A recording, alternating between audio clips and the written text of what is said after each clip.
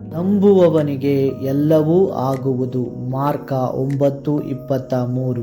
ದೇವರಲ್ಲಿ ವಿಶ್ವಾಸ ಇಡುವವನಿಗೆ ಎಲ್ಲವೂ ಸಾಧ್ಯ. ಸತ್ತು ಹೋದ ಲಾಜರನನ್ನು ನಾವು ನೆನಪಿಸಿಕೊಳ್ಳುವಾಗ ಆತನು ಬದುಕಿದ್ದು ನಂಬಿಕೆಯಿಂದಲೇ.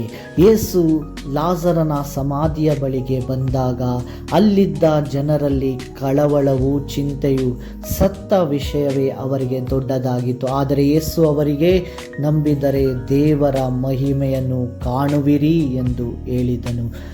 ನಂಬಿಕೆಯು ಲೋಕವನ್ನು ಜಯಿಸುವಂಥದ್ದಾಗಿದೆ.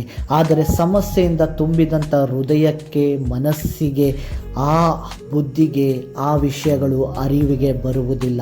ನಮ್ಮ ಸಭಾಪಾಲಕರು ಒಂದು ವಿಷಯ ಹೇಳುತ್ತಿದ್ದರು, ಒಂದು ಕಲ್ಲನ್ನು ನಿಮ್ಮ ಕಣ್ಣಿನ ಮುಂದೆ ಇಟ್ಟಿದ್ದರೆ ಅದು ದೊಡ್ಡದಾಗಿ ಕಾಣುತ್ತದೆ, ಅದೇ ಆ ಕಲ್ಲನ್ನು ದೂರದಿಂದ ನೋಡುವಾಗ ಅದು ಚಿಕ್ಕದಾಗಿ ಕಾಣುತ್ತದೆ ಎಂದು.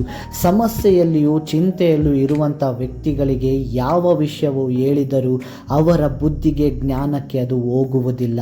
ಆದರೆ ಅದರ ಜ್ಞಾನಕ್ಕೂ ಮೀರಿದ ಕಾರ್ಯವನ್ನು ಕರ್ತನಾದ ಯೇಸು ಮಾಡುವಂಥ ದೇವರು ಇಂದು ನಿಮಗೂ ಕೇಳಿಕೊಳ್ಳುತ್ತಿದ್ದಾನೆ. ಆತನು ಮಾರ್ತಳಗೆ ಹೇಳಿದಂತೆ, ನಂಬಿಕೆ ನಿನಗಿದ್ದರೆ ದೇವರ ಮಹಿಮೆಯನ್ನು ಕಾಣುವೆ ಎಂದು. ಯಾವ ಸಮಸ್ಯೆಯಲ್ಲಿ, ಯಾವ ಚಿಂತೆಯಲ್ಲಿಯೂ ನೀವು ಇರಬಹುದು, ಅದು ಇವತ್ತು ತೀರದೇ ಇರಬಹುದು ಎಂದು ನೀವು ನೆನೆಸಿರಬಹುದು.